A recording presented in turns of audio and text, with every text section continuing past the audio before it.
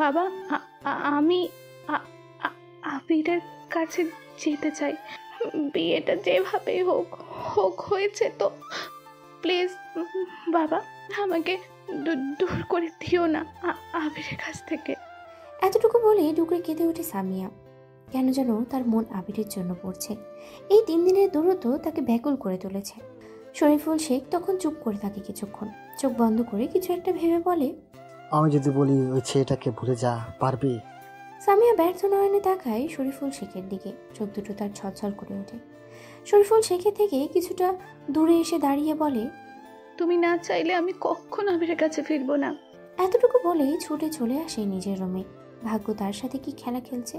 যখন ভালোবাসতো না তখন ভাগ্য তার কাছে আবিরকে এনে দিয়েছে। এখন যখন ভালোবাসে তখন ভাগ্য আবিরকে দূরে সরিয়ে নিয়ে যাচ্ছে। রাজ বসে কাজ করছিল অফিসে, কিছু মেল চেক করছিল। তখন মেহু এসে বসে পড়ে তার পাশে। রাজ অবাক হয়ে বলে, বাপরে, মহারানী আজ নিয়ে যেচ্ছে আমার পাশে বসলেন যে? মেহু দৃঢ় গলায় বলে, কথা আছে আপনার সাথে, জরুরি। রাজ ল্যাপটপ অফ করে মেহুর দিকে তাকিয়ে বলে, কি কথা বলো বউ, আমি তোমার সব কথা শুনতে রাজি। মেহু দীর্ঘশ্বাস ছাড়ে নিজের কম ধৈর্যের কারণে। এই লোকটার সাথে কথা বলতে আসলেই তার মেজাজ বিগড়ে যায়। মেহু নিজের চোখ দুটো বন্ধ করে দাঁতে দাঁত চেপে বলে, আমি নিজের পড়াশোনা কন্টিনিউ করব, আর আমি কারো ঘাড়ের উপর বসে খেতে রাজি নই। তাই আমি একটা ক্যাফেতে ওয়েটারের জবও নিয়েছি। রাজ কিছুটা কপাল কুঁচকে বলে, পড়ালেখা করবে ভালো কথা, কিন্তু জব করাটা নট অ্যালাউ। মেহু এবার কিছুটা ক্রূর হেসে বলে, আপনার পারমিশন চাইনি, আমি ডিসিশন জানিয়েছি, অ্যান্ড এটা আমার ফাইনাল ডিসিশন। রাজ মেহুর কোমর জড়িয়ে নিজের কাছে নিয়ে এসে ক্ষিপ্ত স্বরে বলে, বেব, আমি বেয়াদবি পছন্দ করি না, তাইগুলো করবে না। মেহু এবার নিজের স্কিল প্রদর্শন করে। কোনো দিয়ে সজোরে আঘাত করে রাজের বুকে। আচমকা হামলায় রাজ তাল সামলাতে না পেরে কেসে ওঠে। মেহু বাঁকা হেসে বলে, এতদিন ভদ্রভাবে থেকেছি বলে এতটাও ভদ্র ভাবা ঠিক না। আর যখন তখন গায়ে টাচ করবেন তো এর থেকে খারাপ পরিণতি হবে, বলে দিলাম। এতটুকু বলেই হেঁটে চলে আসে মেহু নিজের রুমে। রাজ একবারও মেহুর যাওয়ার পানে তাকিয়ে বলে, আই লাইক ইট বেবি। মেহু পিছন ফিরে তাকিয়ে বলে, নির্লজ্জ পুরুষ। রাজ এবার চিৎকার করে বলে, শুধু তোমার জন্য। মেহু বিরক্ত হয়। এই লোকটাকে বলে কোনো লাভ নেই, তাই নিজের ওয়ার্ড সে ওয়েস্ট করতে আর চায় না। রিত নিজের ফোনে ফেসবুক স্ক্রল করছিল, তখন একটা নোটিফিকেশন আসে। একটা আইডি থেকে রিকোয়েস্ট এসেছে। রিত নামটা দেখে নুহাস রহমান। খুব একটা সময় লাগে না তার চিনতে, অ্যাকসেপ্ট করে নেয় সে। অ্যাকসেপ্ট করার সাথে সাথেই মেসেজ আসে, কেমন আছেন মিস? রিত মেসেজটা দেখে মুচকি হাসে। প্রোফাইল ঘুরে দেখে বিভিন্ন রকমের পোস্ট আর বিভিন্ন স্টাইলের ছবি, আর সেখানে ভালোই রিয়াক্ট আসে। এক প্রকারে সেলিব্রিটি বললেই চলে। রিত প্রোফাইল ঘুরে এসে রিপ্লাই দেয়, ভালোই, আপনি? সাথে সাথে অপর পাশ থেকে রিপ্লাই আসে, আমিও ভালো। কালকে তো রেজাল্ট দিবে অ্যাডমিশনের। এর মাঝে আরও নানা রকম কথা বলে তারা। প্রায় অনেকক্ষণ কথা বলার পর দুজন বিদায় নিয়ে ঘুমিয়ে যায় যে যার মতো। মেহু নিজের মতো করে বসে সময় কাটাচ্ছে। তার দেশে ফিরতে খুব ইচ্ছে করছে। আজকে বন্যা আর আদিল দেশে ফিরেছে। মেহুর মনে ঘুরছে অন্য প্ল্যান। সে রাজকে না জানিয়েই দেশে ফিরবে। কথাটা মাথায় আসতেই বাঁকা হাসে। মেহু বলে, যুবরাজ এহসান, এবার বুঝবেন এই মেয়ে কি জিনিস। তখনই দরজা আন্ডক করার শব্দ কানে আসে। মিহু বুঝতে পারে রাজ ফিরেছে বাসায়। ঘড়ির কাঁটায় তখন বাজে রাত 9টা। মিহু সাথে সাথেই প্ল্যানিং করে ফেলেছে কিভাবে কি করবে।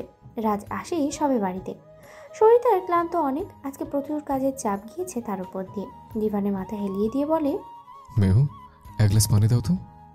চোখ বন্ধ করে বসে দিভানে, কিন্তু মেহু এক পা না নড়িয়ে সে নিজের রুমেই বসে থাকে। রাজ স্তব্ধ শ্বাস ছেড়ে উঠে আসে, নিজের পানি নিয়ে পান করে।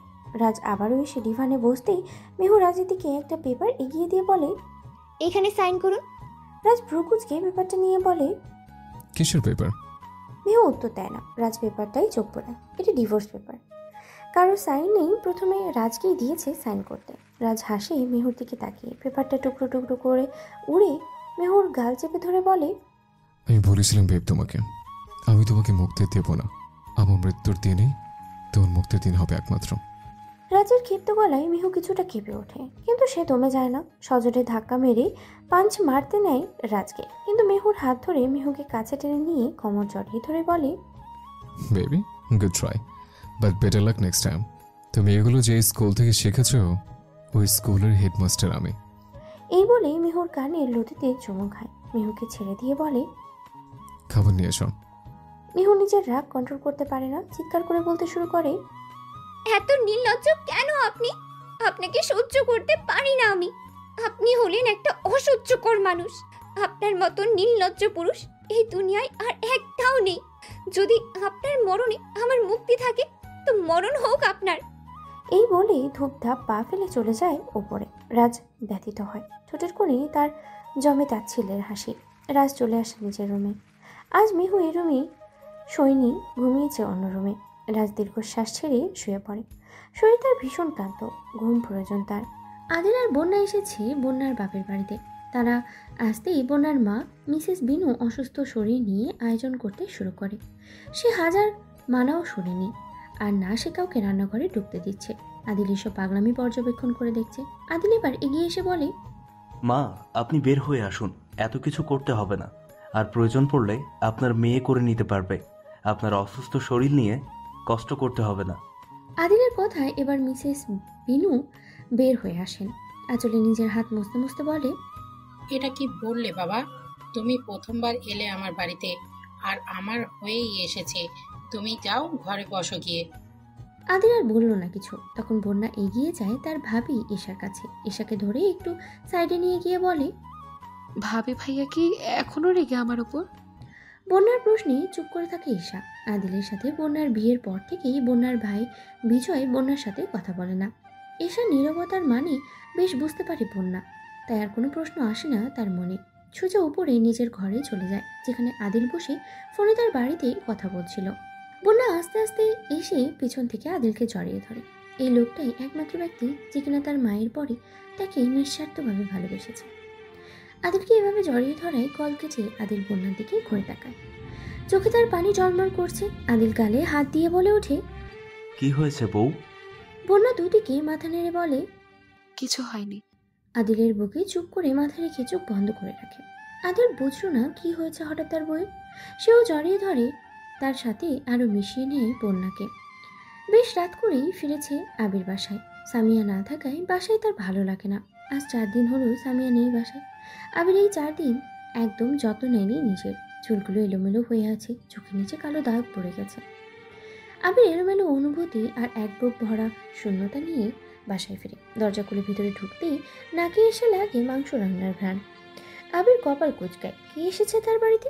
চোখ দুটো ছোট ছোট করে পেছন থেকে দেখতে পায় একটা মেয়ে রান্না করছে। মেয়েটা তার ভীষণ চেনা। আবির অস্পষ্ট স্বরে বলে ওঠে, সামিয়া। সাথে সাথে মেয়েটা তার দিকে তাকায়। হ্যাঁ, মেয়েটা সামিয়া। সামিয়া তার দিকে তাকিয়ে মুচকি হেসে এগিয়ে এসে বলে, জি জনাব, এত সময় লাগে নাকি বাড়িতে আসতে? আবির ভ্রমে আছে। সে বিশ্বাস করতে পারছে না সামিয়া ফিরে এসেছে। সে কিছুটা এগিয়ে এসে বলে, তুমি কি সত্যি এসেছো নাকি আমার স্বপ্ন? প্লিজ সামিয়া, স্বপ্নে এসো না, পরে চোখ খুললে ভীষণ কষ্ট হয়। সামিয়া এবারও হাসে। কি অপরূপ সেই হাসি! মুগ্ধ নয়নে তাকিয়ে থাকে আবির। কিন্তু পরক্ষণেই সেই হাসি গায়েব হয়। মুখ ভঙ্গিমায় জমে একরাশ রাগ সামিয়ার। আবিরের কলার খেপে ধরে ক্ষিপ্ত স্বরে বলে, আমাকে ছাড়া কষ্ট হয় আপনার, মিথ্যাবাদী পুরুষ, পাষাণ মানব। আপনি একটা দিন কলও দেননি আমায়। আবির বুঝলো এটা স্বপ্ন নয়, সত্যি। আবির সাথে সাথে জড়িয়ে ধরে সামিয়াকে, নিজের সাথে বেঁধে বলে, আমি আর যেতে দিব না তোমাকে। আমি জানতাম তুমি ফিরে আসবে, এটা আমার বিশ্বাস ছিল। আমি জানতাম এই সম্পর্কটা মেনে নিবে একদিন। সামিয়া এবার দূরে সরে আসে। সে নিজেও দ্বিধায় ভুগছে। আদৌ কি সে মেনে নিতে পেরেছে এই সম্পর্ক? এত কিছুর উত্তর তার কাছে না থাকলেও সে শুধু জানে, যদি ভালো থাকতে চায় তাহলে আবিরকে তার প্রয়োজন। আবিরকে তার লাগবেই লাগবে।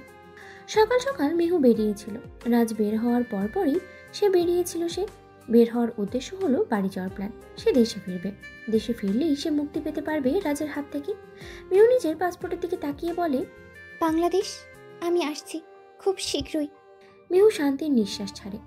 সে থাকতে চেয়েছিল নিজের পড়াশোনার জন্য, কিন্তু এখানে পরেও আসা যাবে পড়াশোনার জন্য, কিন্তু রাজের থেকে মুক্তি পাওয়াটা বেশি জরুরি। মেহু চলে আসে রান্নাঘরে কিছু বানানোর উদ্দেশ্যে। খাবার বানাতে বানাতে নাচতে শুরু করে। মিউজিক ছাড়ে নিজের ফোনে, নাচতে নাচতে রান্না করছে সে। আর রাজ পিছনে দাঁড়িয়ে সেগুলো দেখছে। রাজ এসেছিল কিছুক্ষণ হলো। এসে মিহুকে নাচতে দেখে আড়াল হয়ে দাঁড়িয়ে বইয়ের নাচ দেখতে শুরু করে। রাজ বেরিয়ে এসে রান্নাঘরে ঢুকতে ঢুকতে বলে, বাহ, আমার বউ এত সুন্দর নাচ পারে। রাজের গলা পেয়ে চমকে পিছনে ফিরে তাকায়। রাজকে দেখে লজ্জায় মাথা নিচু করে ফেলে মিহু। ইস, এই লোকটা কখন এলো? সে টেরও পেল না। মিহু ফ্লাইটে বসে আছে, হার্ট তার খুব দ্রুত বিট করছে। কিছুক্ষণের মধ্যে সে উড়াল দিবে বাংলাদেশের উদ্দেশ্যে। তার বুক টিপ টিপ করছে, মনে হচ্ছে এই বুঝি রাজ এসে তাকে ধরে নিয়ে যাবে। কিন্তু মেহুর সকল ভয় দূর হয়ে যায় যখন তাকে নিয়ে উড়াল দেওয়া হয় বাংলাদেশের উদ্দেশ্যে। মেহু এক পলক লন্ডন শহরের দিকে তাকায়, মনে মনে বলে, আমি আসবো খুব শীঘ্রই। এই বলেই চোখ বন্ধ করে নেয় সে। তখন তার পাশে বসে একটা ছেলে বলে, মিস, আর ইউ ওকে? মেহু সাথে সাথেই চোখ খুলে পাশে তাকাতেই দেখতে পায় এক যুবক, বয়স 25-26 বছর বয়সী। চোখের ভ্রু দুটা জোড়া, মুখে চাপ দাড়ি, চোখে একটা চশমা। পুরো জেন্টেলম্যান মনে হলো মেহুর কাছে। মেহুকে চুপ থাকতে দেখে যুবকটি আবারও প্রশ্ন করলো, কি হলো মিস? মেহুর ধ্যান আসে। মেহু হালকা হেসে বলে, কিছু না। ছেলেটা মাথা নেড়ে অন্যদিকে তাকায়। মেহুর নিজের মতো ঠিকঠাক হয়ে বসে। ছেলেটি কিছুক্ষণ পর আবারও বলে, আমি রাদিফ, আপনি? মেহু রাদিফের দিকে তাকিয়ে বিনয়ী হেসে বলে, আমি মেহেক। রাদিফ মনে মনে কয়েকবার আওড়ায় মেহেক নামটা। রাদিফ আরো কিছুটা হেসে বলে, নাইস নেম। এরপর দুজনেই চুপ থাকে কিছুক্ষণ। রাদিফ ছেলেটা মিশুক টাইপের অনেক। এই কয়েক ঘন্টার জার্নিতেই তার সাথে একটা ভালো ফ্রেন্ডের মতো আচরণ করেছে। মেহুর কাছে বেশ ভালোই লাগে রাদিফকে। রাত সারাদিনের ক্লান্ত শরীর নিয়ে বাড়িতে ফিরে। প্রতিদিনের ন্যায় ডিভানে গায়ে এলিয়ে দিয়ে নিজের হাতের ব্লেজারটা সাইডে রাখে। নিজের হাতে থাকা ঘড়িটার দিকে তাকিয়ে বাঁকা হেসে বলে, আই হোপ তুমি পৌঁছে গেছো নিজের বাড়ি। এতটুকু বলে আর একটু জোরেই হেসে ফোন বের করে খাবার অর্ডার দেয়। এরপর গুনগুন করে গান গাইতে গাইতে উঠে চলে আসে মেহুর রুমে। মেহুর রুমে এসে নিজে নিজেই বলতে শুরু করে, বেব, একটু বিরতি দিলাম, বাট মাইন্ডেড, আমার কাছে তোমার সকল খবর আছে। রাজ চলে আসে নিজের রুমে, বিছানায় গায়ে এলিয়ে দিয়ে উপরে তাকিয়ে থাকে। মেহুর সব প্ল্যানই সে জানতো, কিন্তু সে বাধা দেয়নি। উঠতে দিতে চেয়েছে সে মেহুকে। পড়ুক না কিছুদিন, তারপর না হয় খাঁচায় বন্দি করবে সারা জীবনের জন্য। মেহুকে বাড়ি অবধি ছেড়ে গেছে রাদিফ। মেহু হাজার মানা করা সত্ত্বেও শুধু রাত হয়ে গেছে বলে তাকে বাসা অবধি ছেড়ে গেছে। মেহু এখন ভীষণ খুশি। রাদিফের কাছ থেকে বিদায় নিয়ে চলে আসে ভিতরে। কলিং বেল চাপতেই দরজা খুলে দেয় মনিরা। মেহুকে দেখতেই অবাক হয়ে বলে, তুই কখন এলি? রাজ আসেনি? মেহু ভেতরে ঢুকতে ঢুকতে বলে, একা এসেছি আর পালিয়ে এসেছি, ওইখানে আমি আর ফিরে যাব না। মনিরা চমকায়। মেহুর পিছু পিছু ছুটে এসে বলে, ফিরে যাবি না মানে? মেহু দাঁড়ায়, মনিরার দিকে তাকিয়ে বলে, মেনে নেব কেন মা, বলো। উনি আমাকে ঠকিয়েছে, খালামণিকে ঠকিয়েছে, আমি কিভাবে মানব? ওনাকে দেখলেই আমার মাথার রাগে ফেটে যায়। মেহু এই বলে আর দাঁড়ায় না, ব্যাগ নিয়ে সোজা চলে যায় নিজের রুমে। সে কাউকে কৈফিয়ত দিতে বাধ্য নয়। সে এখন অ্যাডাল্ট, নিজের ডিসিশন ঠিক নিজেই নিবে। আবির আর সামিয়া বসে আছে বেলকনিতে, দুজনের হাতেই কফির মগ। মেঘ জমেছে আকাশে, কিছুক্ষণের মধ্যেই মনে হয় বৃষ্টি শুরু হবে। সামিয়ার এর মাঝেই একটা অদ্ভুত ইচ্ছে জাগে, সেই রাতে বৃষ্টিতে ভিজবে। সামিয়া আবিরের হাত ধরে বলে, চলুন না ছাদে যাই। আবির সাথে সাথেই মাথা নেড়ে বলে, না, কোনো প্রয়োজন নেই, একটু পর বৃষ্টি শুরু হবে। সামিয়া আবিরকে টানতে টানতে বলে, ভিজবো বলেই যেতে চাইছি, এমন করছেন কেন? চলুন না প্লিজ, ভিজি একটু। আবির সাথে সাথেই না করে ধমকের স্বরে বলে, একদম না, এখানে দাঁড়িয়ে থাকো, এখন ভিজলে জ্বর হবে, আরেকদিন ভিজবে, আজকে না। সামিয়া কথা শোনে না। সে রেগে কিরমির করতে করতেই চলে আসে বেলকনি থেকে। আবির তপ্ত শ্বাস ছেড়ে সামিয়ার কাণ্ডে। আর কোনো উপায় না পেয়ে সে চলে আসে সামিয়াকে নিয়ে ভিজতে। রিত প্রতিদিনের ন্যায় রাত জেগে পড়ছে। মেডিকেলে তার চান্স হয়ে গেছে, সে এতে ভীষণ খুশি। অবশেষে সে তার স্বপ্ন পূরণ করতে পেরেছে। ভর্তি হতে না হতেই পড়ার চাপ যেন বেড়ে গেছে। এরই মাঝে কল আসে নুহাসের। রিত নাম্বারটা দেখে মুচকি হেসে বলে, হ্যাঁ বলো। নুহাস অপর পাশ থেকে বলে, তোমার বাড়ির নিচে দাঁড়িয়ে আছি, জলদি নিচে নেমে এসো। নুহাসের কথায় চমকায় রিত। বেলকনিতে গিয়ে নিচে তাকাতেই দেখতে পায় নুহাস গাড়ি নিয়ে দাঁড়িয়ে আছে। রিত চমকে বলে, এত রাতে এখানে কি করছো? নুহাস ঠোঁট পেলে হাসে।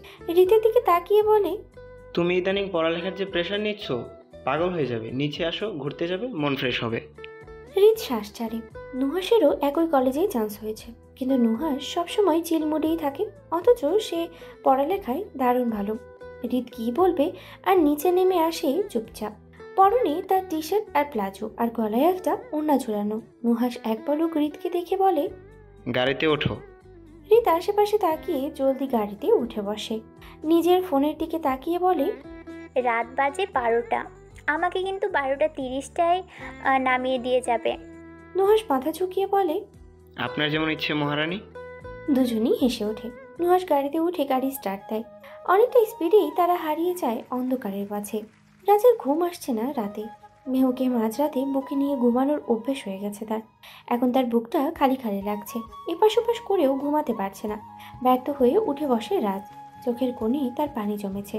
নিজের ফোন থেকে মেহুর পিকটা বের করে বলে, হায় রে পাগলি, কবে শেষ হবে তোর শাস্তি দেওয়া? দেখ, আমার মতো হার্টলেস মানুষটার চোখ থেকেও তোর জন্য পানি এসছে। শাস্তি দেওয়া শেষ হলে ফিরে আসে সেই বুকে। আমি অপেক্ষায় থাকবো তোর। রাজ হাসে। মেহুর রেগে তাকিয়ে থাকা ছবিটায় হাত বুলিয়ে দেয়। এরপর নিজের বুকে জড়িয়ে ধরে বলে, তুই কবে বুঝবি আমার ভালোবাসা? তোকে ভালোবেসে জীবন দিয়ে দেওয়ার পর তবে তাই হবে এবার। এতটুকু বলেই শুয়ে পড়ে মেহুর ছবিটা বুকে নিয়ে। হাজারো অভিমান জমেছে তার মেহুর প্রতি। তার ভালোবাসা বুঝলে কি মেহুর খুব বেশি ক্ষতি হয়ে যাবে? রাজের বুকে যেন তীব্র যন্ত্রণা কাজ করে। চিনচিন ব্যথা করতে থাকে। আবারও লাফিয়ে উঠে বসে সে। জোরে জোরে শ্বাস নিতে শুরু করে। দম বন্ধ লাগছে তার। নিজেকে স্বাভাবিক করতে করতে বলে, আমি পারবো না জান তোকে ছাড়া বাঁচতে। আমি আসছি খুব শীঘ্রই। রাজের নাক দিয়ে রক্ত গড়িয়ে পড়ে। অতিরিক্ত উত্তেজনায় রাজের এমন সমস্যা হয়। ধীরে ধীরে জ্ঞান হারাতে শুরু করে। হাত পায়ের জোর কমতে থাকে। এই নিয়ে তার 2বার এই অ্যাটাকটা এসেছে। রাজের মুখে ফুটে ওঠে তার ছেলের হাসি। নিস্তেজ হতে হতেই বলে, আমাকে মারতে তোর না লাগবে বন্দুক আর না লাগবে তীর। তোর দূরে যাওয়াটা আমার মৃত্যুর জন্য যথেষ্ট রানী। বালিশের নিচে অবাধ্য ফোন বারবার বেজেই চলেছে। মেহু বিরক্ত হয়ে কপাল কুঁচকায়। ঘুম ঘুম চোখে ফোনটা তুলে কানে দিয়ে বলে, কেন এত সকাল সকাল বিরক্ত করছেন আমায়? তখন ওপাশ থেকে ভেসে আসে রাদিফের গলা। মিষ্টি হেসে বলে, কি মিস, সকাল 10টা বাজে এখনো ঘুম শেষ হয়নি? মেহু লাফিয়ে ঘুম থেকে উঠে বসে। মেহু চমকে বলে, আপনি আমার নাম্বার কোথায় পেলেন? রাদিফ এবার শব্দ করেই হেসে ওঠে। এরপর নিজের ভ্রু চুলকে বলে, সুন্দরীদের নাম্বার জোগাড় করতে খুব বেশি সময় লাগে না। আচ্ছা শুনুন, অনেকক্ষণ হলো আপনার বাড়ির সামনে দাঁড়ানো, আপনি কি তৈরি হয়ে আসতে পারবেন? মেহুবার একটু গম্ভীর গলায় বলে, কেন? রাদিফ বলে, ফ্রেন্ড তো আমরা, একটু ঘোরাঘুরি তো করতেই পারি। মেহু কিছুক্ষণ চুপ থাকে। তার মনটা ফ্রেশ করা দরকার, তাই ঘুরতে যাওয়া বেস্ট অপশন বলেই মনে হয় তার কাছে। মেহু উঠতে উঠতে বলে, আচ্ছা অপেক্ষা করুন, আমি আসছি। রাজ হাসপাতালে ভর্তি এখন। জ্ঞান ফিরেনি এখনো। অতিরিক্ত ডিপ্রেশনে এমন হয়েছে তার। প্যানিক লাগে তার, যার ফলে তার নাক দিয়ে রক্ত পড়ে আর নিজের উপরে নিয়ন্ত্রণ হারায়। রাজকে হাসপাতালে নিয়ে আসে তার ফ্রেন্ড হিভেন। আজকে সকালে রাজ তাকে তার বাড়িতে যেতে বলেছিল। হিভেন প্রায়ই রাজের বাড়িতে যাওয়ায় তার বাড়ির লক সে জানে। হিভেন ডাক্তারদের সাথে কথা বলেছে রাজের পরিস্থিতির বিষয়ে। তখনই রাজের জ্ঞান ফিরছে। হিভেন সেটা দেখে এগিয়ে এসে জিজ্ঞেস করে, আর ইউ ওকে রাজ? রাজ এক পলক চারিপাশে তাকিয়ে বোঝার চেষ্টা করে সে হাসপাতালে আছে, আর হিভেনকে দেখে বুঝতে পারে হিভেনই এনেছে তাকে হাসপাতালে। হিভেনকে কাছে ডেকে হালকা স্বরে বলে, আমাকে বাড়ি যাওয়ার ব্যবস্থা করো হিভেন। হিভেন জানে রাজ বাড়ি যাওয়ার নাম নিয়েছে মানে যাবে। তবু সে রাজকে বিনয়ী স্বরে বলে, তুমি অসুস্থ রাজ, তোমার কিছুদিন বিশ্রাম নেওয়া প্রয়োজন। রাজ উত্তর দেয় না। সত্যি সে অসুস্থ, কিন্তু সে তো আরো অসুস্থ হয়ে যাবে যদি মেহুকে না দেখে। রাজ আবারও বলে, আমি দেশে ফিরবো হিভেন, সেখানে যেতে হবে আমায়। হিভেন দীর্ঘশ্বাস ছাড়ে। ছেলেটাকে সে কখনোই বোঝাতে পারবে না কিছু, তাই তপ্ত শ্বাস ছেড়ে চলে এসছে সেখান থেকে। রাজ নিজের ছোট্ট বাড়িতে এসে নিজের সব কিছু গুছিয়ে নেয়। তখন বিকেল বাজে 4টা। সারাদিন দৌড়াদৌড়ি করে ফ্লাইট রেডি করেছে আজকেই যাবে সে দেশে। বাড়ি থেকে বের হতে হতেই সে নিজের ফোনটা বের করে সামনে থেকে মেহুর ছবিটা দেখে বলে, আসছে জান তোমার শান্তি হারাম করতে। এরপর ছবিটার দিকে ফ্লাইং কিস ছুড়ে বেরিয়ে আসে এয়ারপোর্টের উদ্দেশ্যে। মেহু বাড়িতে বসে আছে একাকী। সারাদিন ঘোরাঘুরি করার পর বিকেলে বাড়িতে ফিরেছে সে, কিন্তু বাড়িতে আসার পর মনটা আনচান করছে তার। কাল অবধিও তার খারাপ লাগেনি রাজের জন্য, কিন্তু আজকে তার ভীষণ পড়ছে রাজের জন্য। কেমন দুটানায় ভুগছে সে। একদিনে সে মানতেই পারছে না রাজকে নিজের স্বামী হিসেবে, অন্যদিকে সে থাকতেও পারছে না রাজকে ছাড়া। মেহু আকাশের দিকে তাকিয়ে বলে, এ কি খেলা খেলছে আমার মন আমার সাথে? আল্লাহ, রাস্তা দেখাও। দূরে আসলেই থাকতে কষ্ট হচ্ছে, আর কাছে থাকলেই সহ্য হচ্ছে না। মেহু দীর্ঘশ্বাস ছাড়ে। মনটা ফ্রেশ হচ্ছে না কোনোভাবেই। বারবার ভারী শ্বাস বের করে দিচ্ছে ভিতর থেকে, কিন্তু মনের ভার কমছে না। এই সকল চিন্তাভাবনার মাঝেই মেহুর ফোনটা কেঁপে ওঠে। মেহু ফোন হাতে নিতেই দেখতে পায় রাদিফ কল দিচ্ছে। কপালে কিছুটা বিরক্তির ছাপ পড়ে। ফোন সাইলেন্ট করে বিছানার ওপর পাশে ছুঁড়ে মারে, গা এলিয়ে দেয় বিছানায়। সিলিং ফ্যানের দিকে তাকিয়ে নিজেই নিজেকে বলে, আচ্ছা, উনি আসলেন না যে? আমাকে না পেয়ে তো আজকেই চলে আসার কথা। তাহলে এখনো ওনার খবর পেলাম না, আর না পেলাম কোনো ফোন। তবে কি উনি বেশ খুশি হয়েছেন আমি চলে আসায়? এসব ভাবনার মাঝেই পরক্ষণে আবার বলে ওঠে, ছি ছি, এসব কি ভাবছিস মেহু? ওই লোকটার প্রতি তুই নরম হতে পারিস না। ওই লোকটা তোকে ঠকিয়েছে, তোর খালামণিকে ঠকিয়েছে। খালামণি শব্দটা মাথায় আসতেই সামিয়ার কথা মনে হয় মেহর। তাড়াহুড়ো করে ছুটে যায় মনিরা আর সজীব হাসানের রুমে। সজীব হাসান তখন মাথা যন্ত্রণার কারণে চোখ বন্ধ করে শুয়েছিল, আর মনিরা ঘর গুছাচ্ছিল। মেহু তাড়াতাড়ি করে ঢুকছে দেখে দুজনেই তাকিয়ে আছে তার দিকে। মেহু এগিয়ে এসে মনিরাকে উদ্দেশ্য করে বলে, আম্মু, খালামণি কোথায় আছে? মনিরা কাপড়গুলো আলমারিতে রাখতে রাখতে বলে, তার জামাইয়ের সাথেই আছে। সে মেনে নিয়েছে তার সংসার, সে গুছিয়ে নিচ্ছে আবির আর তার সংসার। শুধু তোকে বুঝিয়ে পারলাম না, যা হয়েছে মেনে নে। রাত ছেড়ে ভালো, তোকে বিয়ে করা সময় করা কাজটা ভুল করেছে, কিন্তু তোর প্রতি তার মিথ্যে কোনো টান নেই। আমি মা হয়ে বুঝতে পারলাম, আর তুই পারলি না। মেহু আর উত্তর দেয় না। সে নিজের অনুভূতিগুলো কাউকে বোঝাতে পারছে না। সে কতটা ঘায়েল হচ্ছে। সে না মানতে পারছে রাজকে, আর না ছাড়তে পারছে। কি করবে সে? মেহু চলে আসে নিজের রুমে। বিছানায় আবারও আগের ন্যায় গা এলিয়ে দেয় সে। এদিকে ফোনে জমা হয়েছে 15টি মিস কল রাদিফ নামের নাম্বার থেকে। সামিয়া বেলকুনিতে বসে আছে একা। আবির বাহির থেকে এসে ফ্রেশ হচ্ছে। ওয়াশরুম থেকে বের হয়ে রুমে না পেয়ে বেলকুনিতে এসে দেখে সামিয়া বসে আছে। আবির নিজের ভেজা চুলগুলো মুছতে মুছতে সামিয়ার পাশে বসে বলে, সামিয়া। সামিয়া সামনের দিকে তাকিয়ে শব্দ করে। আবির সামিয়ার দিকে এক পলক তাকিয়ে বলে, ভালোবাসো আমায়? সামিয়া আবিরের দিকে নজর দেয়। আবির সবে শাওয়ার নিয়ে এসেছে, পরনে শুধু একটা টাওয়াল, চুল থেকে পানি পড়ছে টুকটুক করে। খালি গায়ে তার পাশেই বসা।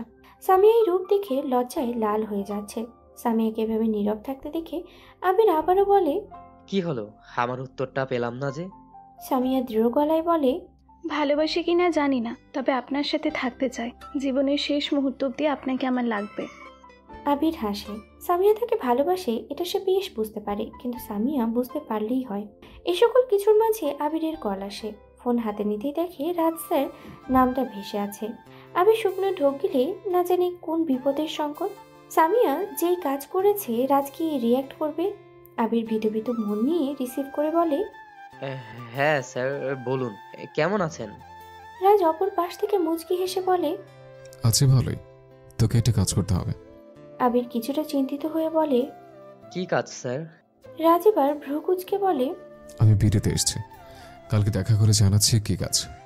আবির আর বলে না, মাথা নাড়ায় সে। রাজ ফোন কেটে দেয়। আবিরের কপালে চিন্তার ভাঁজটা আরো গাঢ় হয়।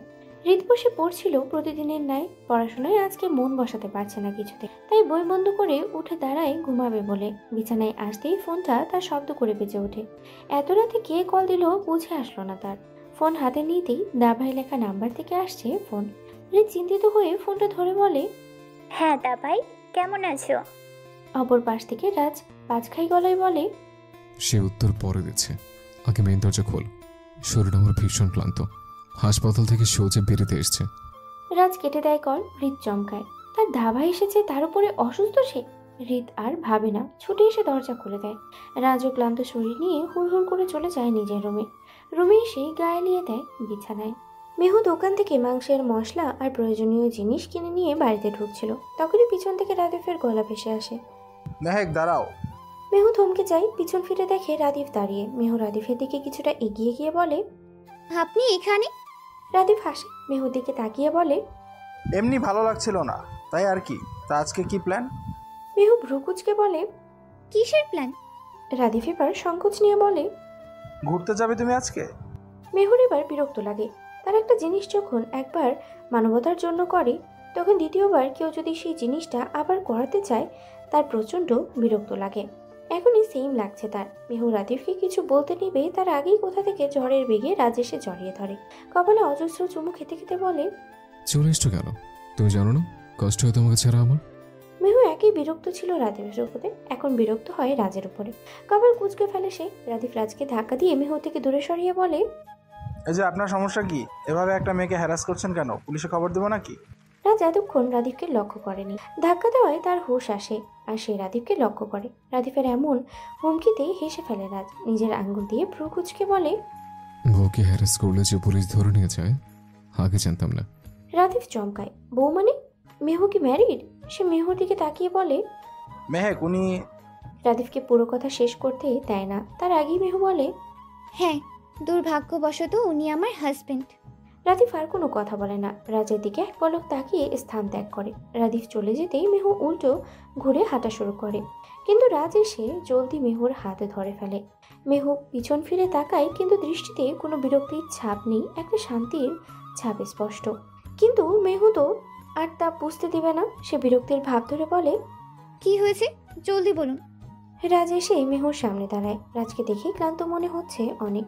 মেহু আরো কিছু জিজ্ঞেস করতে নিবে তার আগেই রাজ ঢলে পড়ে মেহুর উপরে। মেহু তাল সামলাতে না পেরে রাজকে নিয়েই নিচে পড়ে যায়।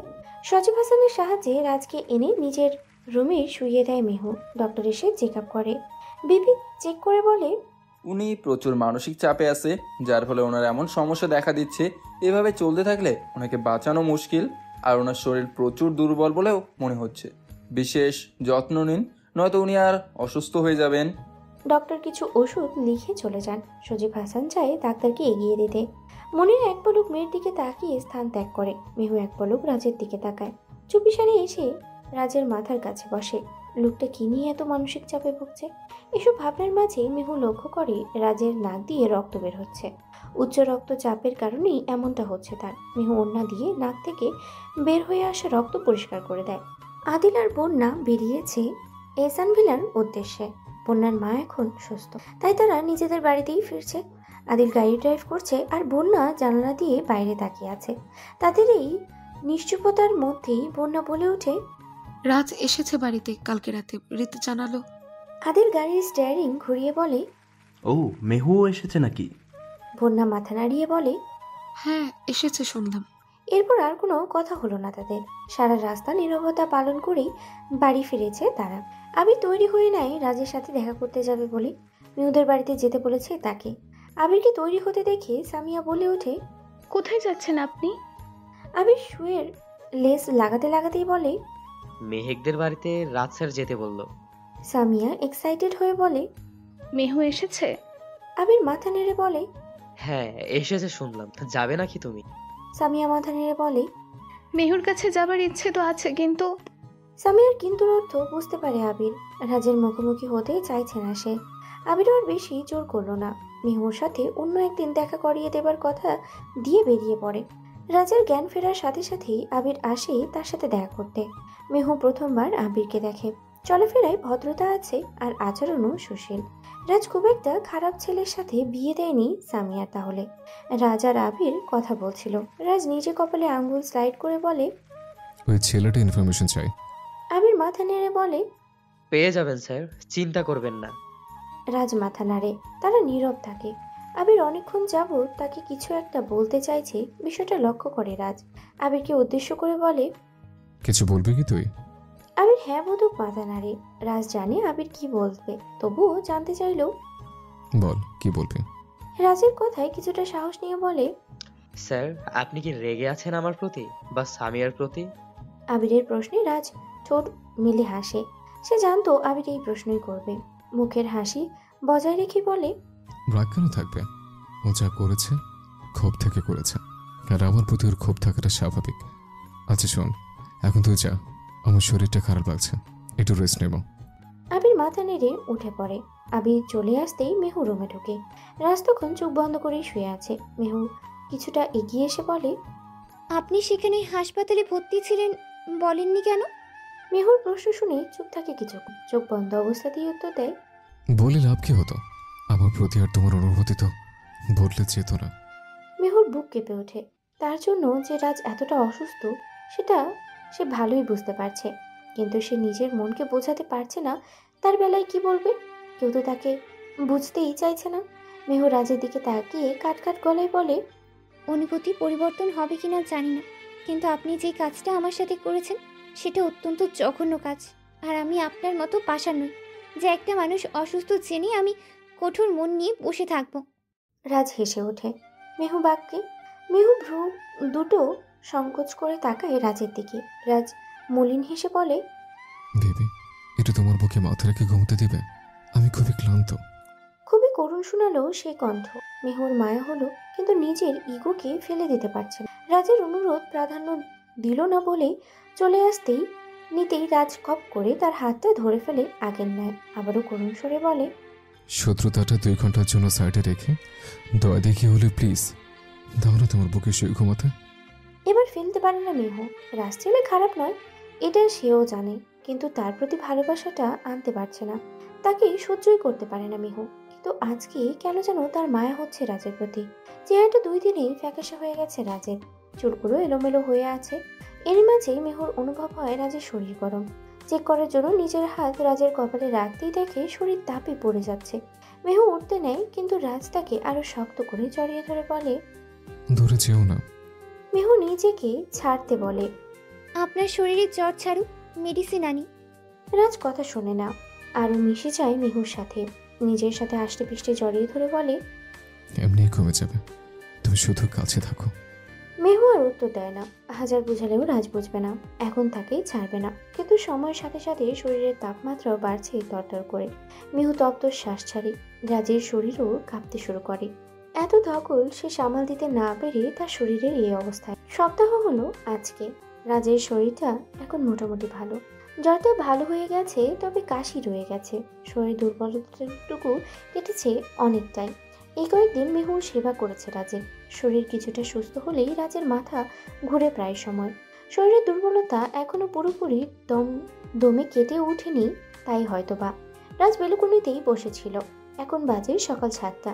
এই কয়েকদিনে মেহু তার বাজে একটা অভ্যেস করিয়ে ফেলেছে, সকাল সকাল কফি খাওয়া। সকালে কফি না খেলে সারা দিনটাই ফ্যাকাশে মনে হয়, তাই তো মেহু গেছে কফি আনতে। রাজের শরীরটা অন্য দিনের তুলনায় একটু ভালো লাগছে। এই কয়েকদিন ফোন একদমই ধরা হয়নি রাজের। ফোনটা হাতে নিতেই দেখে আবিরের মা। বস, ওই ছেলে রাফিদ খুব বাজে প্ল্যানিং করছে মেহু ভাবিকে নিয়ে। ওনাকে কিডন্যাপ করার প্ল্যান করছে। ছেলেটা সব খোঁজ খবর নিয়েছে। ছেলেটা খুবই বাজে চরিত্রের। মেসেজটা পড়ে বাঁকা হাসে রাজ।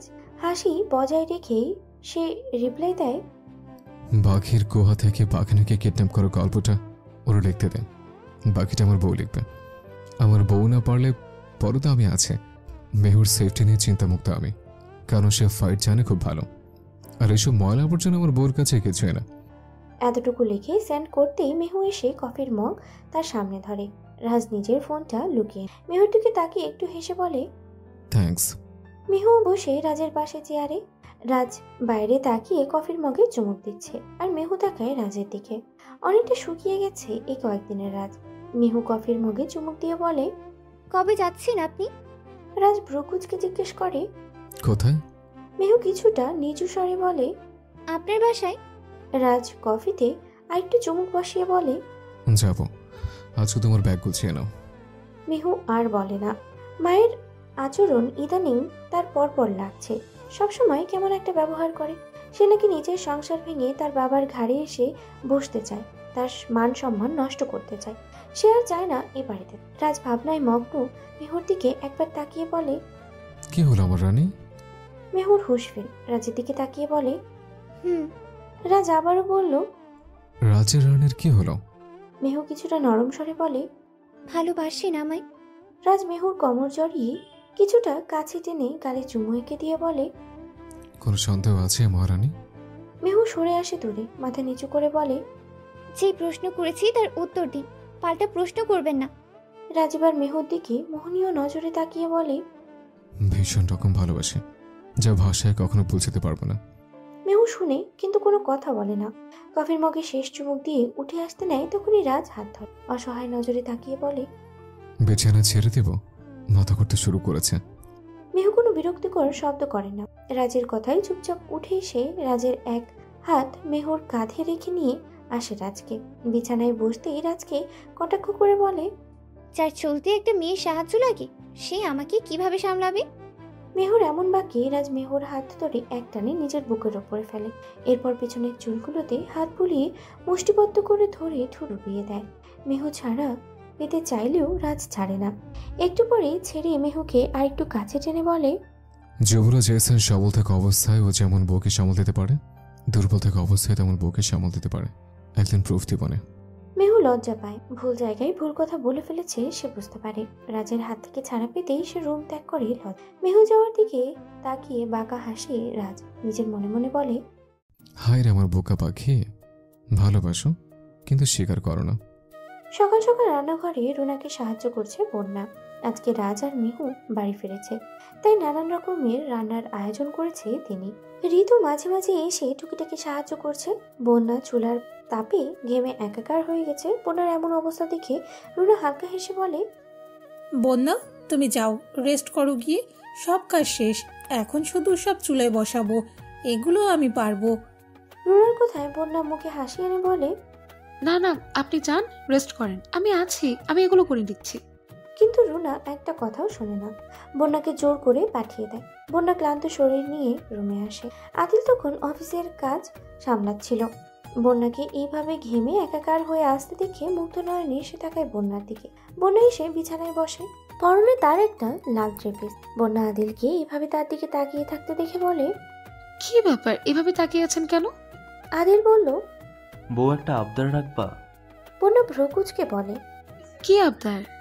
আদিল লাজুক হেসে বলে, দরজাটা লাগিয়ে আসবে, তোমার এই রূপ পাগল করে দিয়েছে। আদিল কথাটা বলেই তেরা কথা শোনার জন্য প্রস্তুতি নিচ্ছিল, কিন্তু তাকে অবাক করে দিয়ে বন্যা গিয়ে দরজাটা লাগিয়ে দেয়। আদিলের কাছে এসে বলে, চলুন আজকে আপনার মনের ইচ্ছে পূরণ করে দেই। আদিল তো মহা খুশি, বউ তার পুরো ফর্মে আছে। এক টানে সে বন্যাকে নিজের কাছে নিয়ে আসে, নিজের উপরে শুইয়ে মুখ ডুবিয়ে দেয় সে গলায়। আদিলের অবাত স্পর্শ আর উথল করা চুমু যেন পাগল করে দিচ্ছে বন্যাকে।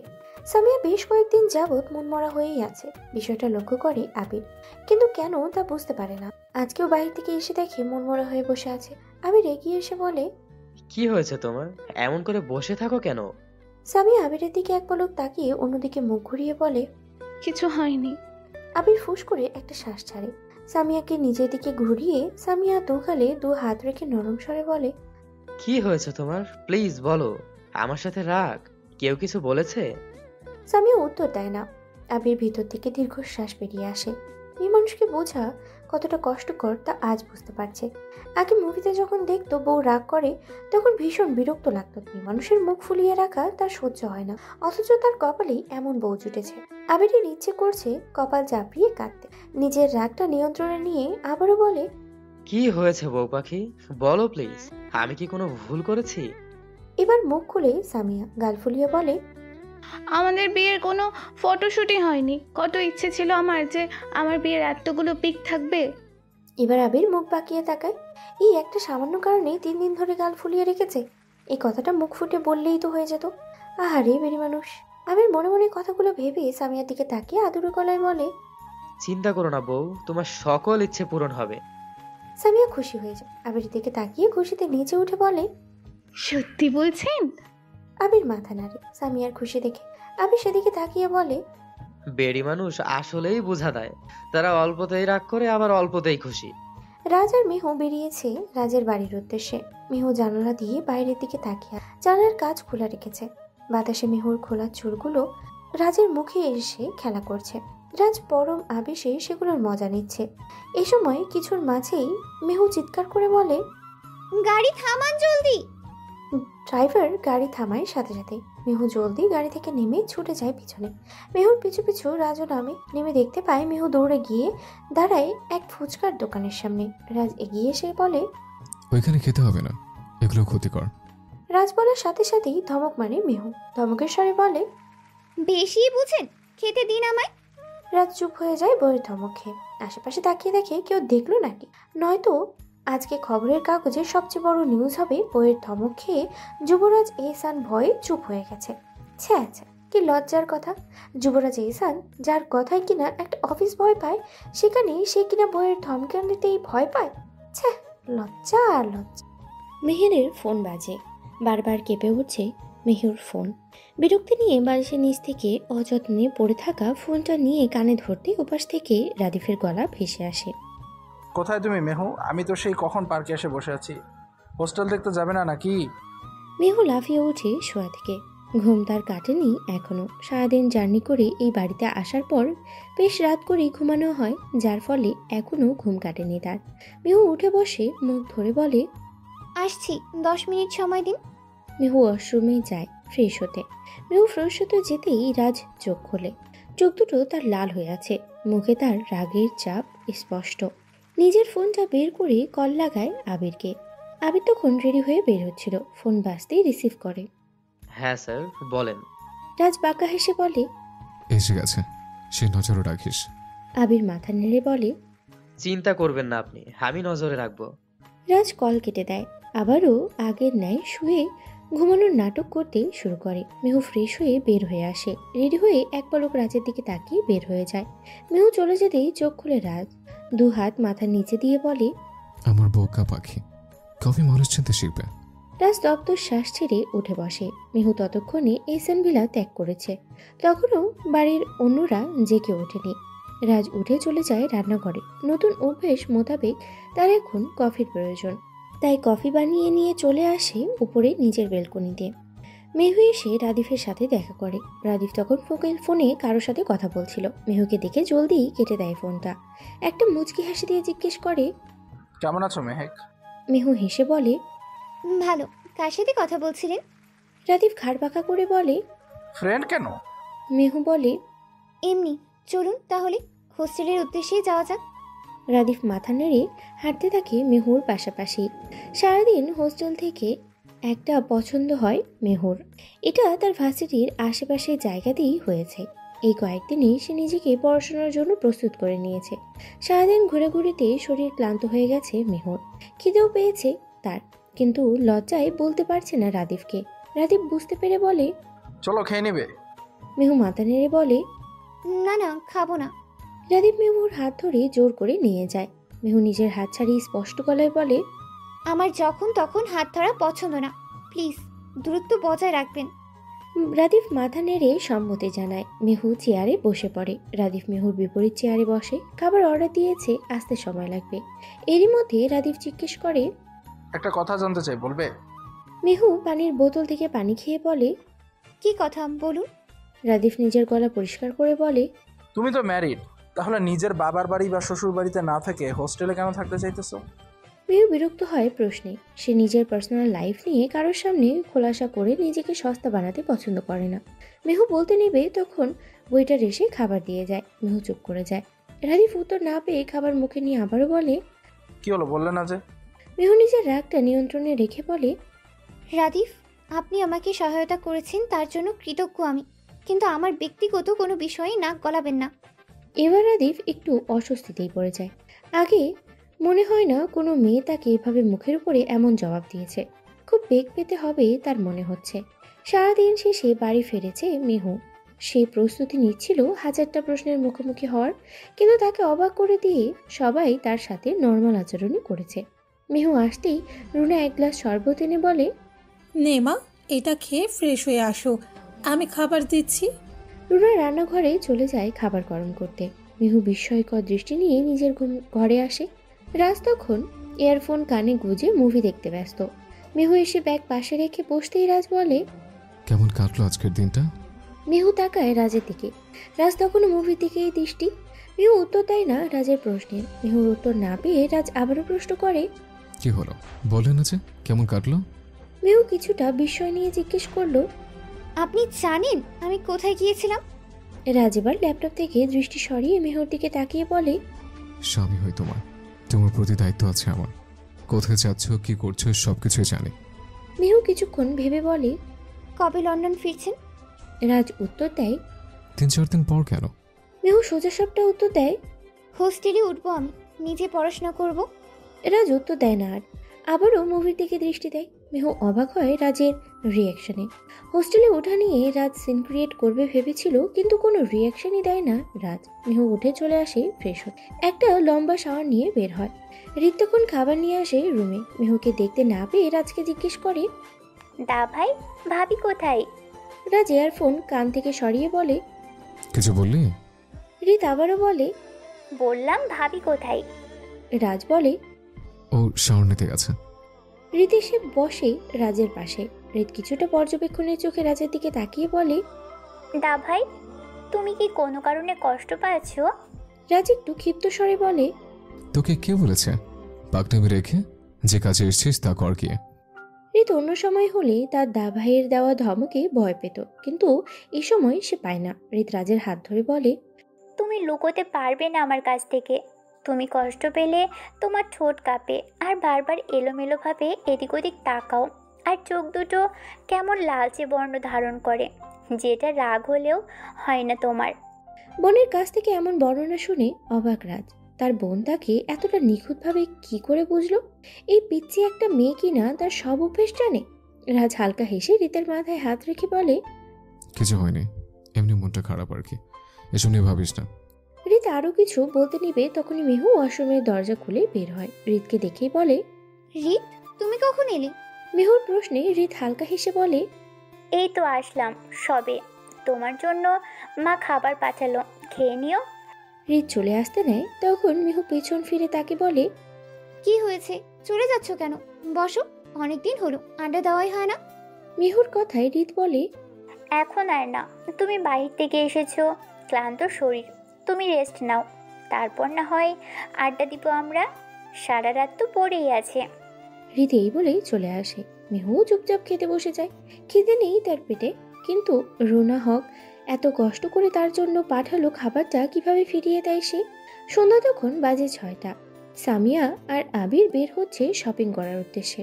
সামিয়ার জন্য কিছু কেনাকাটা করা উচিত, এছাড়া তাকে নিয়ে বের হওয়া হয় না কোথাও, তাই আজকেই বের হয়েছে। সামিয়াকে নিয়ে একটা শপিং মলে ঢোকে, সেখানে বসে কয়েকটা শাড়ি চুজ করে দেয় আবির। সামিয়ার হাতে ধরিয়ে দিয়ে বলে, যাও এগুলো ট্রাই করে আসো।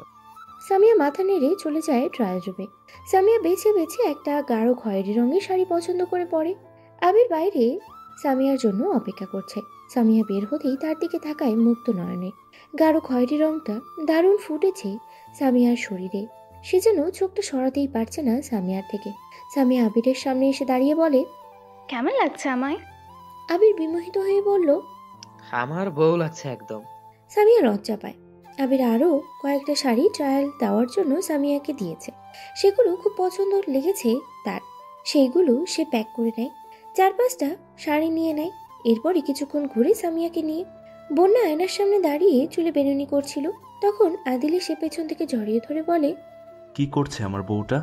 আদিলের মুখে কোনোই মেরে বলে, আপনার বউ বেনুনি করে ঘুমোবে, ডিস্টার্ব করবেন না। আদিল কিছুটা দূরে এসে আবারও জড়িয়ে ধরে বলে, না, ডিস্টার্ব করব। বউকে ডিস্টার্ব করলে শরীর মন দুটোই ভালো থাকে। বন্যা নিজেকে ছাড়িয়ে বলে, কে বলেছে শুনি? আদিল মুচকি হেসে বলে, আদিল এহসান, তোমার বর শোনা। বন্যা আদিলের বুকে চিমটি মেরে বলে, ও তাই নাকি সোনা? আদিল বুকে হাতাতে শুরু করে। চিমটিটা খুব জোরে লেগেছে তার। বউ তার চিমটি মারে, এটা মেনে নিতে কষ্ট হলো তার। আজকে সকালটা কালো মেঘে ভরা, একটু পরেই ঝুম বৃষ্টি পড়তে শুরু করবে। রাজ বেলকুনিতে বসে দেখছিল আকাশ পানে তাকিয়ে, মেঘগুলো কি সুন্দর ভেসে যাচ্ছে। রাজ আকাশের দিকে তাকিয়ে বলে, তোরও কি কাঁদতে ইচ্ছে করছে আকাশ? কেঁদে ফেল না, তোর তো নিষেধ নেই। আমি পুরুষ মানুষ, আমার নিষেধ আছে কান্নার। রাজ কথাটা বলতেই ঝিরিঝিরি শব্দ করে বৃষ্টি পড়তে শুরু করে। বৃষ্টির দিকে তাকিয়ে ঠোঁট মেলে হাসে রাজ। তখনই পেছন থেকে মেহু বলে, হাসলেন জি? রাজ তাকায় মেহুর পানে, আবারও হেসে বলে, এমনি বসো এখানে। মেহু পাশে বসে কফির মগটা রাজের দিকে এগিয়ে দিয়ে বলে, নিন আপনার কফি। রাজ কফিটা হাতে নিতে নিতেই শুধালো, তুমি তো হোস্টেলে চলে যাবে আর আমি চলে যাব লন্ডন, তাহলে মাঝখানে এই তোমার হাতের কফির অভ্যাসটা কেন করলে? মেহু থমকায়, কি উত্তর দিবে ভেবে পায় না। এলোমেলো দৃষ্টি মিলে বলে, জানি না, খেয়ে নিন। রাজ আবারও জিজ্ঞেস করে, জানো না? তাহলে কি করবো আমি পরে? মেহু এবার বৃষ্টি পড়ার দিকে দৃষ্টি দিয়ে বলে, ইচ্ছে হলে এসে খেয়ে যাবেন। এরপর দুজনেই চুপ। মেহু রাজের জন্য একেবারেই কিছু ফিল করে না, এটা বললে মিথ্যে বলা হবে। সে কোনো এক অদৃশ্য টান অনুভব করে, কিন্তু নিজের জেদকে সে সাইডে ফেলে যেতে পারছে না রাজের কাছে। রাজ ক্ষমা চেয়েছে তার কাছে বারবার, এমন না যে শুধু অন্যায় করে গেছে। রাজ অন্যায় করেছে তার সাথে, কিন্তু তার থেকে দ্বিগুণ ভালোবাসাও দিয়েছে। মাঝে মাঝে ইচ্ছে করে তার সব কিছু সাইডে রেখে রাজের ভালোবাসাকে স্বীকার করতে, কিন্তু চড়া মেজাজ আর জেদের কাছে সে অসহায়। সে ভুলতে পারে না রাজের করা সেই অন্যায়টা। তার এমন মনে হচ্ছে সমুদ্রের মাঝখানে অবস্থান করছে সে, না পারছে এই তীর ধরতে আর না পারছে অন্য তীরে উঠতে। মেহু কফি শেষ করে উঠে চলে আসে। আজকে রাজ রওনা দিবে লন্ডনের উদ্দেশ্যে, আর মেহু উঠবে হোস্টেলে। কথাটা ভাবতে রাজ দীর্ঘশ্বাস ছাড়ে। মেহু তোকে ভালোবাসতে শুরু করেছে, এটা সে বেশ বুঝেছে, কিন্তু মেয়েটা যে ভীষণ তেরা, ইগো প্রবলেম আছে সেটাও সে জানে। রাজ উঠে এসে ব্যাগ গুছিয়ে নেয়, একটু পরেই রওনা দেবে। রাজ নিজের জামা কাপড় গোছাচ্ছিল, তখন রিত আসে রুমে। কাপা কাপা স্বরে বলে, দা ভাই। রাজ পিছন ফিরে তাকায়, রিতকে একবার দেখে বলে, কি হয়েছে, কিছু বলবি?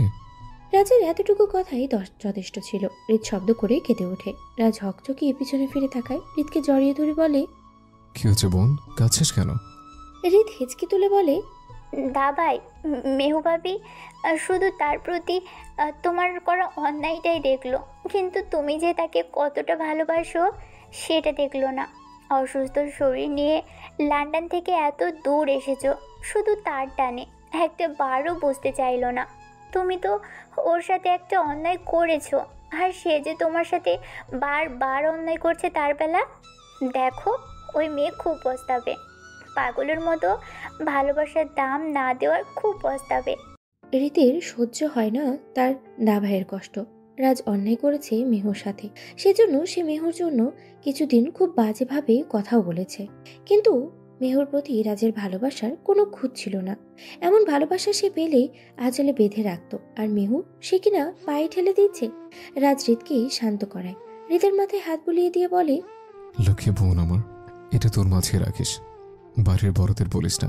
আর সত্যি বলতে আমি অনেক বড় অন্যায় করেছি মেহুর সাথে, যে প্রতি পদে পদে আঘাত করে আমাকে বুঝিয়ে দিয়েছে। তাই মুক্তি করে দিচ্ছি তাকে, সে থাকুক নিজের মতো করে। রিত উত্তর দেয় না। রাজের মনের অবস্থা চিন্তা করতেই বুক ফেটে কান্না আসছে তার। রিত তখন রাদিফের সাথে মেহুর ফোনালাপ শুনে নিয়েছিল। রিত আর দাঁড়ায় না, সেখানে বেরিয়ে যায় রুম থেকে। রিত চলে যেতেই দরজার আড়ালে থাকা মেহু বেরিয়ে আসে। মেহুকে দেখার সাথেই রাজ নিজেকে স্বাভাবিক করে নিয়ে বলে, কি ব্যাপার, রেডি হয় না? মেহু মাথা নেড়ে বলে, হচ্ছি। মেহু নিজের ব্যাগ গোছাচ্ছে আর বারবার রাজের দিকে তাকাচ্ছে। রাজ তখন ইয়ারফোন কানে গুঁজে গান শুনতে ব্যস্ত হয়ে গেছে। মেহু মনে মনেই চাইছে রাজ তাকে আটকে দিক, যেতে না দিক হোস্টেলে, কিন্তু মেহুকে অবাক করে দিয়ে রাজ তেমন কোনো বাক্যই প্রকাশ করেনি। রাজ আর মেহু বেরিয়ে আসে, দুজনেই পাশাপাশি বসে আছে। রাজ সে তো পাথর হয়ে গেছে। খুব কি অন্যায় হয়ে যেত মেহুর যদি রাজের ভালোবাসা মেনে নিত? সে তো নিজের ভালোবাসার মানুষটাকে পাওয়ার জন্যই এমন করেছে, এছাড়া রাস্তা ছিল কি কোনো? আর সামিয়া অসুখীও তো হয়নি, সে তো না জেনে সামিয়াকে বিয়ে দেয়নি আবিরের সাথে। যদি সামিয়ার সাথে বিয়ে ভেঙে মেহুকে বিয়ের প্রস্তাব দিত, মানত কি তারা? রাজ দীর্ঘশ্বাস ছাড়ে। মেহুর হোস্টেলের সামনে এসে গাড়ি থামতেই রাজ বলে, আপনার গন্তব্য এসে গেছে মিস ফারজানা হাসান মেহেক। রাজের মুখে আপনি সম্বোধন শুনে মেহু বুক কেঁপে ওঠে। বুকে এক অসহ্য যন্ত্রণা হয়, কিন্তু প্রকাশ করে না। মেহু মুখে হাসি ফুটিয়ে বলে, আসি, ভালো থাকবেন। মেহু নামতে নিতেই রাজ আটকায়। মেহুর মনে আসার একটা আলো ফোটে, তবে রাজ তাকে আটকাচ্ছে, নিয়ে যাচ্ছে তার সাথে। কিন্তু মেহুকে অবাক করে দিয়ে একটা খাম এগিয়ে দিয়ে বলে, পুরোটা পরে সাইন করে দিও। মেহু খামটা নিয়ে নেমে যায়। রাজ আর ঘুরে তাকায় না, চলে আসে সেখান থেকে। মেহুর চোখের সামনে গাড়িটা চলে যায় বহু দূরে। মেহু খামটা ছিঁড়ে বের করতেই একটা পেপার আর একটা পাই চিঠি। মেহু ভ্রুকুচকে চিঠিটা খুলতেই পড়তে শুরু করে। মেহু, প্রিয় সম্বোধন করতে ভয় হলো, তাই করলাম না। অনেক চেষ্টার পর আজ আমি ব্যর্থ। তুমি জিতে গেছো, আমি হেরে গেলাম। তুমি মুক্তি চেয়েছিলে, তাই ব্যবস্থা করে গেলাম। প্রথম সইটা তুমিই করো। আমি চেষ্টা করেছি অনেকবার, বিশ্বাস করো, কিন্তু বারবার হাত কেঁপে উঠছিল, কলম ধরে শক্তি হারিয়ে ফেলছিলাম। আচ্ছা, আমি কি খুব বড় অন্যায় করেছিলাম? আমাকে কি একটু ভালোবেসে যেত না? তোমার প্রধান রাগ আমি সামিয়ার সাথে অন্যায় করেছি এই নিয়ে তো? তোমার প্রতি আমার ভালোবাসা জাগে যখন সামিয়ার সাথে বিয়ের ডেট ফিক্সড, কার্ড ছাপানো হয়ে গেছে, দাওয়াতও হয়ে গেছে, কারণ আমি দেখিনি আগে তোমাকে। আর বিয়ে ঠিক করার আগে দেখলে এই বিয়ের কথা এত দূর এগোতোই না। যাক, এত দূর এসে বিয়ে ভাঙা সম্ভব ছিল না, কিন্তু সামিয়াকে বিয়ে করে বউ হিসেবে মেনেও নিতে পারতাম না। সামিয়াকে কোনো কালেই ভালো লাগেনি। আমার ফ্যামিলির চাপে রাজি হয়েছিলাম। তোমাকে ভালোবেসে তোমার খালাকে বউ বানিয়ে সংসার করা আমার পক্ষে সম্ভব ছিল না। তখন সামিয়ার জীবনটা পুরো দমে শেষ হয়ে যেত। হ্যাঁ, তবে সামিয়ার বিয়েটা আমি অন্যায়ভাবে দিয়েছি, তবে খারাপের জন্য নয়। যদি ভালো কিছুর জন্য অন্যায় করা হয় তাহলে ক্ষতির কি আছে? খোঁজ নিয়ে দেখো কেমন আছে সামিয়া। যাক, ভালো থেকো, ভালো থেকো আমার রানী। আর এই কয়েকদিন কিছু ভালো মুহূর্তের জন্য ধন্যবাদ। ইতি, এক অসহ্যকর ব্যক্তি। মেহু পাথরের ন্যায় দাঁড়িয়ে আছে, ডিভোর্স পেপারটার দিকে এক নজর তাকায়। রাজের সাইন করার জায়গাটায় কলমের দাগ, তবে সত্যি সাইন করার চেষ্টা ছিল রাজ। মেহুর রাগ হয় ভীষণ, পেপারটা এক টানেই ছিঁড়ে ফেলে। সে কোনো পরিস্থিতিতে আছে একমাত্র সেই জানে। কি করা উচিত তার কিছুই বুঝে উঠতে পারছে না সে। মেহু টুকরো টুকরো হয়ে পড়ে থাকা সেই ডিভোর্স পেপারের দিকে তাকায়। এবার তার অনুতপ্ত হচ্ছে। রাজ তাকে ভালোবাসতো, সত্যি সে বুঝে উঠতে পারেনি। তার রাজকে আটকাতে হবে। আছে নিজের ইগো ত্যাগ করে হলেও রাজকে আটকাবে। নিজের ফোন বের করতে করতেই ভাবে আজকে রীতের বলা কথাগুলো শুনেছে সে। রাজ তার জন্য অসুস্থ শরীর নিয়ে লন্ডন থেকে ফিরেছে সে জানতোই না। মেহু ব্যাগ থেকে ফোন বের করে কল দিবে বলে রাজকে, তখনই সেখানে রাদীপ এসে ফোনটা নিয়ে নেয়। মুখে কিছু একটা স্প্রে করতেই ঢলে পড়ে যায় রাদীপের ওপরে। রাদীপ মেহুর দিকে তাকিয়ে বলে, তুমি আমার সোনা ডিম পাড়া হাঁস, তোমাকে কি করে ছাড়ি বলো? রাদীপ বাঁকা হাসে। মেহুর ওপরে চোখ পড়েছে তার ফ্লাইটে থাকাকালীন। তার ব্যবসার জন্য পারফেক্ট ফিগারের মেয়ে, কিন্তু বিশ্বাস অর্জন করতে কষ্টকর হয়েছে তার জন্য। রাদীপ মেহুকে কোলে তুলে নিয়ে বলে, ছও সেক্সি, তোমাকে আসল জায়গায় নিয়ে চাই, যেখানে তোমার মূল্য হবে লাখ লাখ টাকা। রাজের মন মানছে না, গাড়িতে ছটফট করছে তার হৃদয়। মেহুর কিছু হয়নি তো? অস্থির হয়ে ওঠে সে। তখনই ফোন বেজে ওঠে তার। আবির নামটা ভেসে আসে ফোনে। রাজ দেরি করে না কল রিসিভ করতে। কানে নিতেই আবির বলে, স্যার, ছেলেটা ভাবিকে নিয়ে গেছে। রাজের চোখ লাল হয়ে যায় সাথে সাথে। তাতে দাঁত চেপে বলে, তুই নজরে রাখ, আমি আসছি। নিজ হাতে খুন করবো হারামের বাচ্চাকে। রাজ ফোন একপাশে ছুড়ে মেরে ড্রাইভারের হাতে টাকা ধরিয়ে বলে, নিজের বাড়ি চলে যাও, 1 মাসের ছুটি তোমার। ড্রাইভারকে নামিয়ে সে ড্রাইভিং সিটে বসে সর্বোচ্চ স্পিডে গাড়ি চালাতে শুরু করে। মাথায় তার একটা কথাই ঘুরছে, মেহু বিপদে পড়ে গেছে। রাদীপ মেহুকে নিয়ে আসে শহর থেকে অনেক দূরে একটা নীরব জায়গায়। এখানে মানুষের আনাগোনা কম। শহর থেকে এখানে আসতে সময় লেগে যায় প্রায় 5 ঘন্টা। রাদীপ মেহুকে একটা চেয়ারের সাথে বেঁধে রেখে মেহুকে হাই ডোজ দেওয়ায় এখনো জ্ঞান তার ফিরেনি। রাদীপ মেহুর সামনে চেয়ারে বসতেই মেহু পিটপিট করে চোখ খুলতে শুরু করে। মেহুকে চোখ খুলতে দেখে রাদীপ মুচকি হেসে বলে, ওয়েলকাম ডার্লিং, একটা নতুন জগতে, যেখানে প্রতি রাতে তুমি নতুন পার্টনার পাবে। রাদীপের কথায় মেহুর বমি আসে। মেহুর শরীর জোর নেই একটু। 6 ঘন্টার মতো অজ্ঞান থাকার কারণে আর ওষুধের এফেক্ট রয়ে যাওয়ার কারণে তার শরীর প্রচণ্ড দুর্বল। নয়তো রাদীপ তার কাছে কোনো বিষয় ছিল না। তবু তেজ নিয়ে বলে, সাহস থাকলে হাত কোলে দে, কাপুরুষের বাচ্চা। মেহুর কথায় শব্দ করে হাসে রাদীপ। মেহুর দিকে বাঁকা নজরে তাকিয়ে বলে, ছাড়বো তো জান, এত তাড়াহুড়ো করছো কেন? একটি পর তো তুমি আমার ভেট পার্টনার হবে, কারণ আমি আগে টেস্ট না করে ব্যবসায় লাগাই কি করে বলো তো? মেহু রেগে যায়, খুব তেজ নিয়ে বলে, সেই আশা তোর আশায় থেকে যাবে, বাস্তব আর হবে না। রাদীপ এবার উঠে দাঁড়ায়। মেহুর হাতের বাঁধন খুলে দাঁড় করায়। মারতে নেয়, কিন্তু শরীর দুর্বলতা থাকার কারণে পেরে ওঠে না মেহু। রাদীপ ধাক্কা দিয়ে মেহুকে ফেলে দেয় বিছানায়। মেহু এবার ভয় পাচ্ছে ইজ্জত হারানোর। সে নিজের সবটা দিয়ে আবারও আঘাত করতে নেয়। তখনই রাদীপ মেহুর 2 হাত চেপে ধরে বিছানার সাথে। একটা বিচ্ছিরি হাসি দিয়ে বলে, তোরই তো বেবে। মেহু মনে মনে আল্লাহকে ডাকতে শুরু করে। রাজের কথা খুব করে মনে পড়ছে তার। 2 মাস তার সাথে থাকার পরও জোর করে তার সাথে কিছু করেনি, অথচ রাজের সম্পূর্ণ অধিকার ছিল তার উপরে। রাজ কি জানে তার বিপদের কথা? মেহু মনে মনেই চাইছে রাজ আসুক। রাদীপ মেহুর সাথে কিছু করতে নিবে, তখনই একটা গুলি এসে লাগে রাদীপের পায়ে। রাদীপ চিৎকার করে সরে যায় মেহুর থেকে। মেহু সুযোগে ছুটে চলে আসে দূরে। দরজার দিকে তাকিয়ে রাজকে দেখে প্রাণ ফিরে পায় মেহু। ছুটে আসে মেহু রাজের কাছে। রাজ আবিরকে ইশারা করতেই আবির ইচ্ছে মতো মারতে শুরু করে রাদিফকে। রাদিফের অবস্থা খুব খারাপ হয়ে যায়। এবার রাজ থামতে বলে আবিরকে। দৃঢ় পায়ে রাদিফের কাছে এসে বলে, পালাতে পারলে বাঁচতে পারবি, তাই পালা। যত জোরে পারিস দৌড়া। রাদিফ আশার আলো দেখতে পায়। নিজের জীবন বাঁচাতে বহু কষ্টে উঠে দাঁড়ায়। নিজের সর্বোচ্চ শক্তি নিয়ে দাঁড়াতে থাকে, দৌড়াতে থাকে। রাজ রাদিফের যাওয়ার পানে তাকিয়ে বাঁকা হাসে। একটা লাঠি দিয়ে এগিয়ে যায় সেদিকে। মেহু আর আবিরও ছুটে রাজের পিছন পিছন।